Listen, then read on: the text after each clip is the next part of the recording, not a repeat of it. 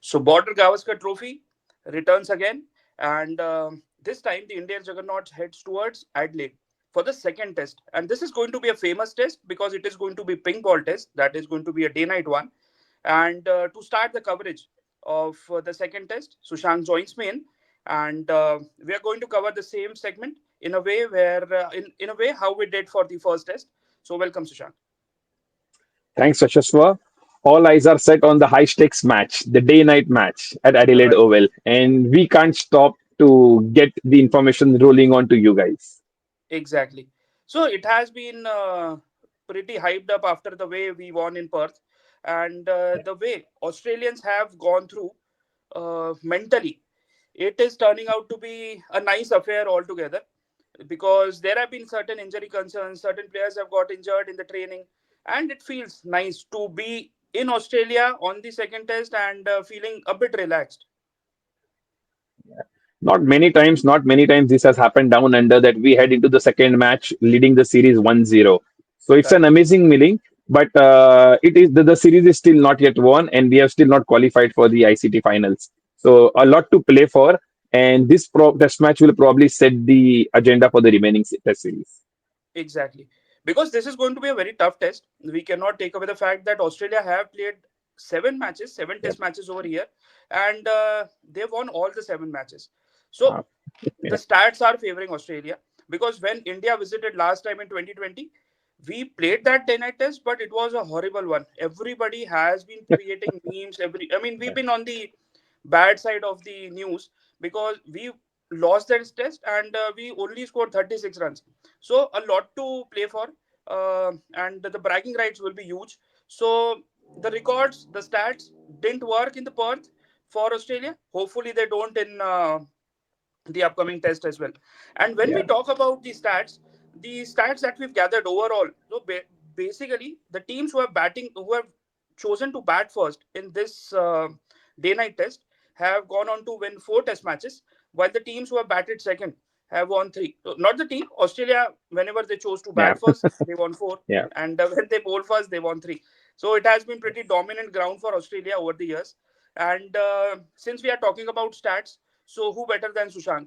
And Sushant, I would like to know about how the stats work in terms of who takes the wickets, who scores how many runs. So please take us through.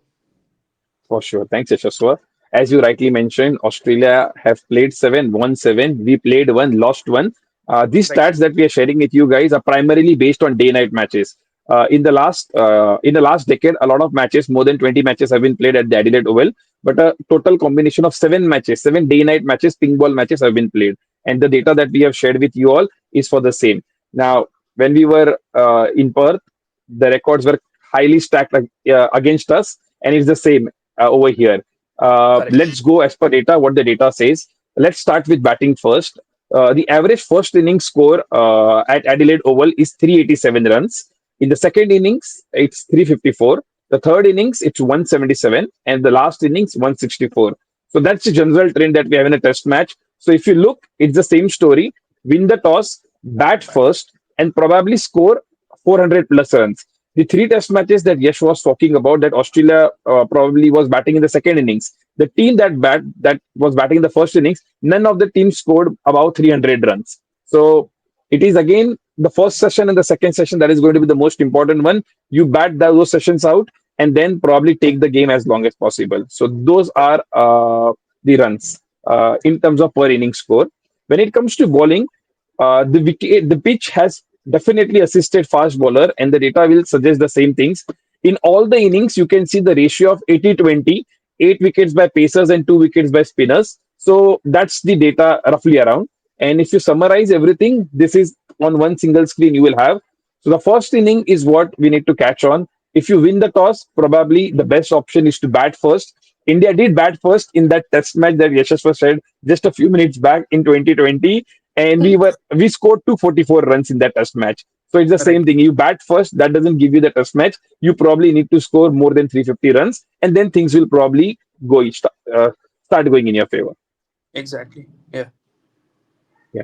Uh, this was the data in terms of the innings, wickets, and the run score. But now, as we are heading to Adelaide Oval, as per this pitch, on this wicket, let's just focus on few players who have done well on this ground. So, Yashaswa, would you like to take us through? So, when we talk about the dominance of Australia, major dominance has been from the batsmen.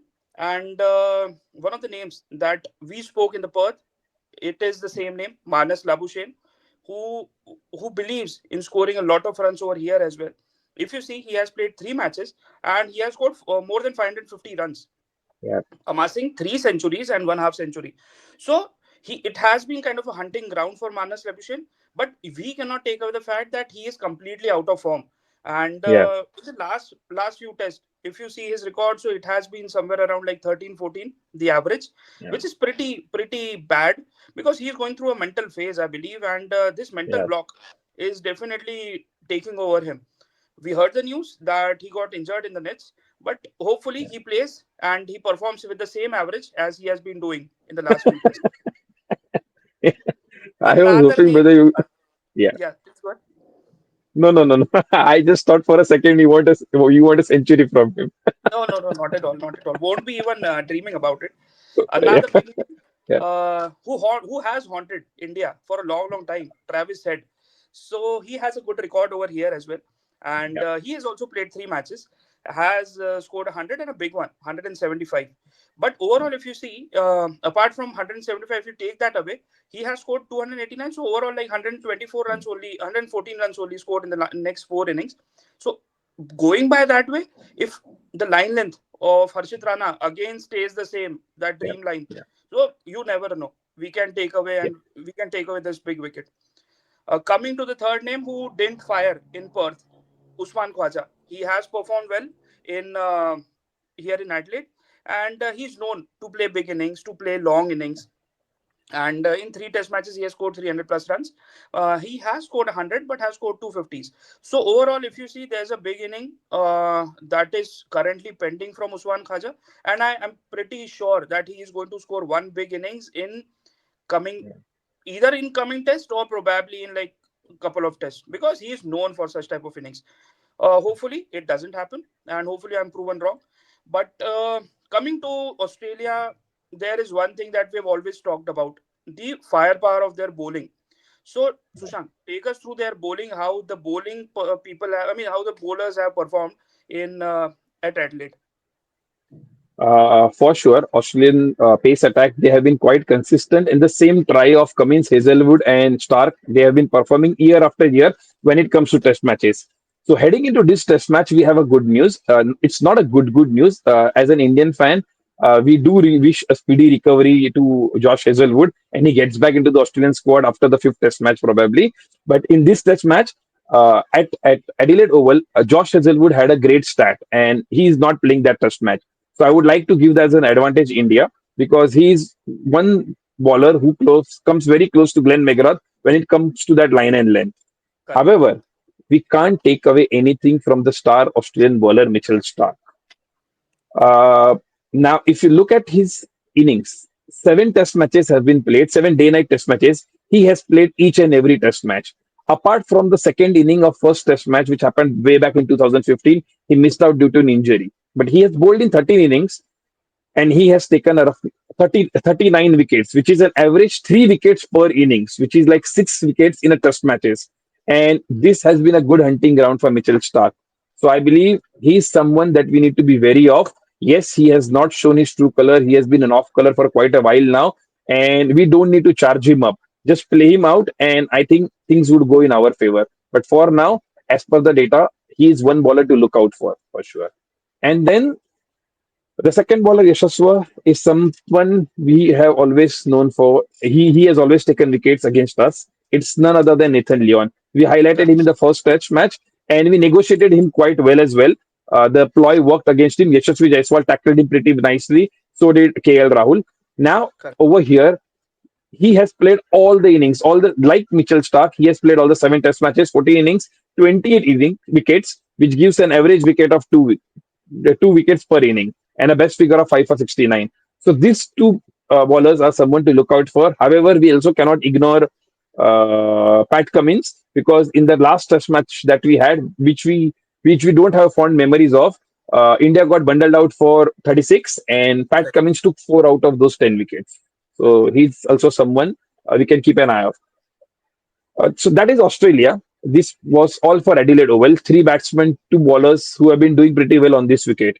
But there is Right. one batsman, if you ask me, who beats all of them, and whose records are not, on this ground are not just for a Test match, speak across ODIs, T20s, and Test matches.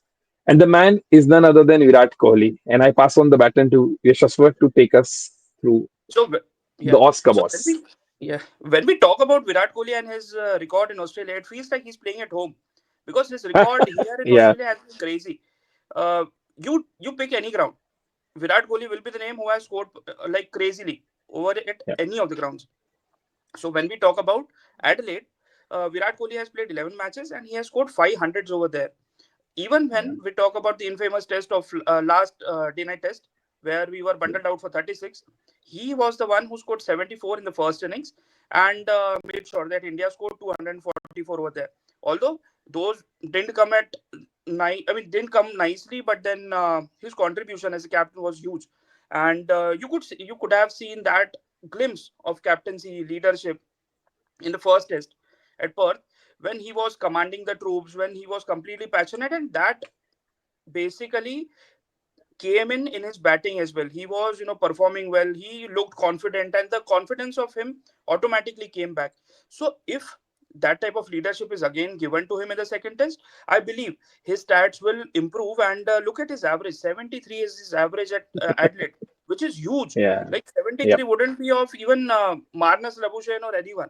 So there is a reason why Virat Kohli is respected so much in Australia.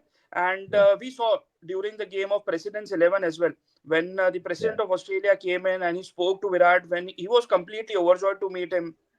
He spoke about his personal assistant as well, how he wanted the autograph, how much overjoyed he was. So this man has proven his worth in Australia time and time again.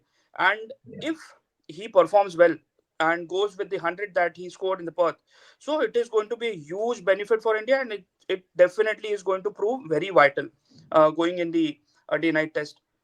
There's another addition when it comes to big name, that is Rohit Sharma. He came in the second test. He is coming in the second test, but there is one thing that we spoke about, whether he'll be moving in the middle order or he'll be starting at the top. So, Sushant, what do you think about him as a middle order batsman? See, Yashas, we're heading into the second Test match at Adelaide Oval. There was only one concern, which was Mhm. KL Rahul. He batted magnificently well in both the innings in that first Test match. So there were ideas of Rohit Sharma coming back, which would mean KL Rahul would again be pushed down the order. But Correct. this selfless tag, which is being given to Rohit Sharma, I mean, it completely justifies if he's doing the same thing, and if he's ready to take to shift his batting order just to ensure the team composition stays right. I mean, that's leading by example. So yes, the Exactly. numbers for Rohit Sharma are not great when batting as a middle order batsman, but for sure the kind of batsman he is, he can take any attack apart. And that this is a great, from something which was a question mark and a challenge or a confidence hurting thing, this has become a confidence booster now, because the composition stays as it is. It's just that Dhruv Jurel goes out and Rohit Sharma comes in. And this has looked like a seamless transition. So kudos to the Indian management camp, to Gautam Gambhir, to Rohit Sharma for taking this bold move. And I just hope and wish we got a Virat Kohli century in first Test match, and I'm sure many more are to there to follow. We want a Rohit Sharma showdown over there as well, because that will just lit everything up for us, the Indians. So it's a Exactly. great move, and can't wait to get him back. I just want to see some aggressive captaincy from him as well. And a Right. 2-0 over here will definitely put Australia in on the back foot. Yeah. Right. Because when you see a name like Rohit Sharma in the middle order, you start feeling okay. There's a big name that is going to come at three down, four down, whatever the down he's preferring to come in, and it is a huge psychological advantage because he is known for crazy batting. He's known for explosive batting, and if he can contribute in the middle order, considering the fact that how well KL Rahul did at while opening, so it is Yeah, going to be huge because that is setting the tone for the entire team. That yes, there's someone there. absolutely. Your captain is coming down the order and is Yeah, sacrificing his position for the betterment of the team. So when you said selfless cricket, if he does that, and if Team India performs well, a lot of credit should be given to Rohit Sharma for this sacrifice, I believe, yeah. because it is not easy at all. Yeah. And this will be a great confidence booster to KL Rahul to show enormous backing to his talent. Right, And I believe everything is going in his favor right now. Opening position probably got sold at went to Park Jindal's team, who are friends, and it seems like he's very happy with his IPL. That's done and dusted now. So the camp looks good. All we need is just a good first and second session. That's it. right, yeah, But something which is very important, we have spoken about Australia ka boss, Virat Kohli, Hitman. The bowlers are the ones who are going to win this test match for us. And we exactly. surely cannot wrap up this podcast without speaking about them. They are the ones who got us the victory in first test match. So Right. what do you think, Yashaswa? Any changes you expect or any less firepower in their bowling sharpness? I believe there were rumors about Shami, that Shami is going to Mm, come in. He's playing domestic cricket and all. If Shami would have come, that would have been a straightforward inclusion of his. But if you see the performance of how these three have done in the last test, they took yeah, 17 wickets, which is huge. Like I absolutely. mean, they've taken Yeah, like 89%, 85% of the wickets, so which is crazy.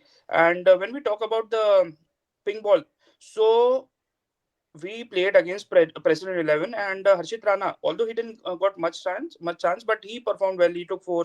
Siraj took a couple of wickets as well. So yeah, got to trust whosoever is going because these people are also passionate. These people also proved their mettle and got to yeah, back the winning squad.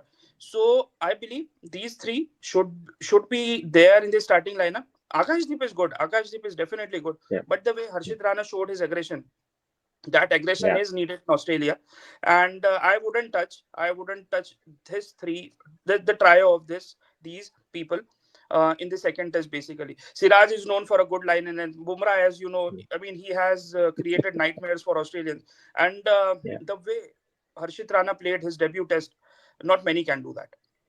yeah. So overall, I won't touch it. It remains the Great, same for me. super, super. So And we going by won't this talk more about, Yeah, yeah, going by the bowling lineup, this is pretty much like sorted. I would like yeah. to know from you if any sort of likely 11 would be for now of Team India. I think as we spoke, there shouldn't be much of a difference. The only change would be Dhruv Jurel going out and Rohit Sharma coming in his place. I mean, Washington Sundar, everything will depend tomorrow once they visit. Sorry, once in the on the morning of the test match, how the wicket is shaped up.